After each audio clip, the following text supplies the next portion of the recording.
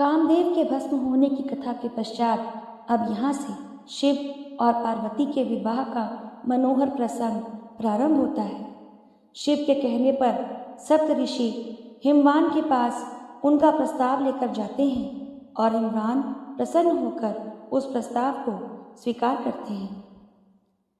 हृदय विचारी शंभु प्रभुताई, सादर मुनि बर लिए बुलाई, सदिन सुनख तू सुगरी सोचाई, बेगी वेद विधि लगन धराई। शिव जी के प्रभाव को मन में विचार कर हिमाचल ने श्रेष्ठ मुनियों को आदर पूर्वक बुला लिया और उनसे शुभ दिन, शुभ नक्षत्र और शुभ घड़ी शोधवा कर वेद की विधि के अनुसार शीघ्र ही लग्न निश्चय कराकर लिखवा लिया। पत्री सप्त ऋषि सोई दीनी, गही पद विनय हिमाचल कीनी, जाई विविध तिन दीन सुपाति, बाचत प्रीति न हृदय समाति। फिर हिमाचल ने वह लग्न पत्रिका सप्त ऋषियों को दे दी और चरण पकड़कर उनसे विनती की। उन्होंने जाकर वह लग्न पत्रिका ब्रह्मा जी को दी। उसको पढ़ते समय उनके हृदय में प्रेम समाता नहीं था। लगन बाची अज सब ही सुनाई, हर्षे मुनि सब सुर समुदाय, सुमन वृष्टि न भुवाजन बाजे, मंगल कलश दसहु दिशि साजे। ब्रह्मा जी ने लग्न पढ़कर सबको सुनाया। उसे सुनकर मुनि और देवताओं का सारा समाज हर्षित हो गया। आकाश से फूलों की वर्षा होने लगी, बाजे बजने लगे और दसों दिशाओं में मंगल कलश सजा दिए गए।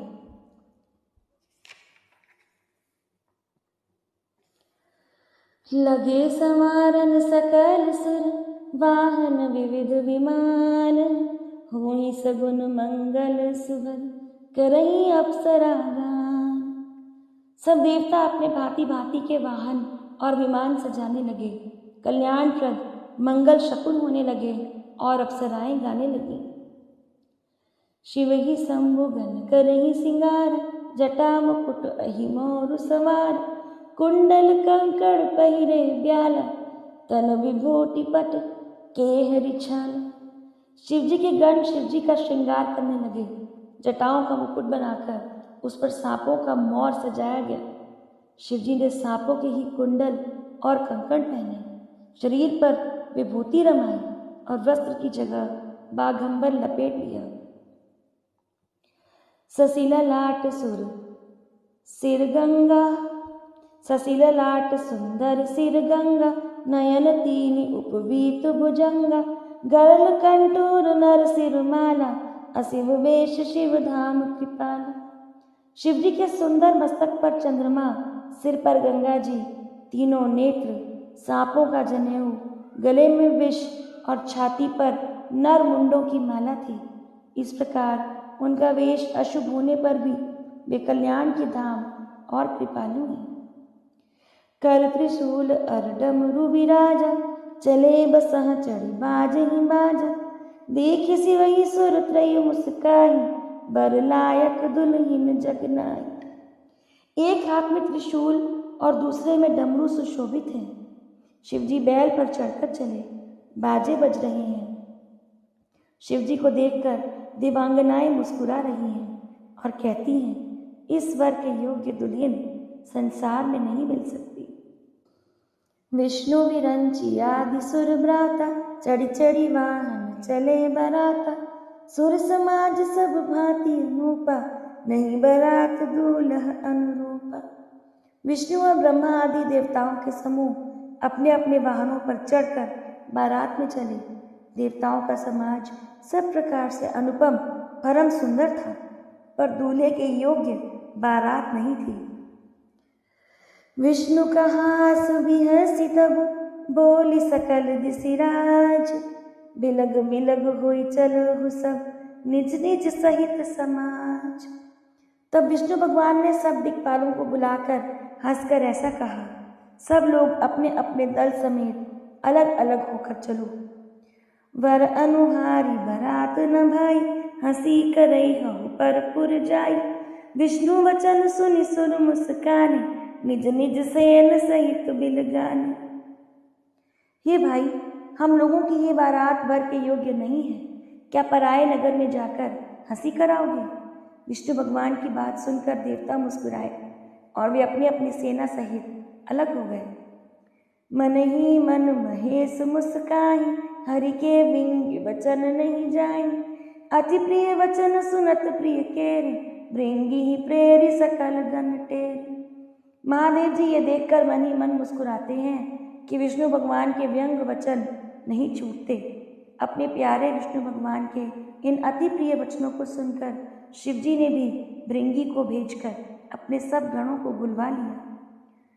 शिव अनुशासन सुनि सब आए, प्रभु पद जलज शीश तिन नाय। नाना वाहन नाना वेश, विसे शिव समाज निज देखा। शिव की आज्ञा सुनते ही सब चले आए और उन्होंने स्वामी के चरण कमलों में सिर नवाया।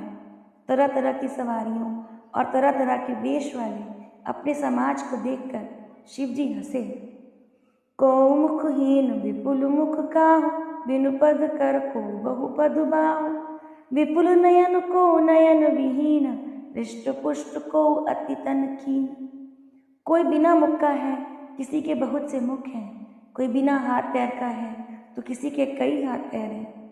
किसी की बहुत सी आंखें हैं तो किसी की एक भी आंख नहीं। कोई बहुत मोटा ताज़ा है तो कोई बहुत ही दुबला पतला है। तन खीन को अति पीन, पावन को अपावन गति धरे। भूषण कराल कपाल कर सब, सद्य सोनित तन भरे। कर स्वान सुअर श्रीकाल मुख गण, वेश अगणित को गणे। मऊ जिनस प्रेत पिशाच जोगी, जमात बरनत नहीं बने।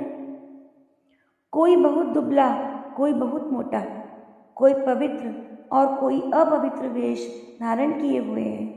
भयंकर गहने पहने, हाथों में कपाल लिए हैं और सबके सब शरीर में ताज़ा खून लपेटे हुए हैं। गधे, कुत्ते, सुअर और सियारों के से उनके मुख हैं।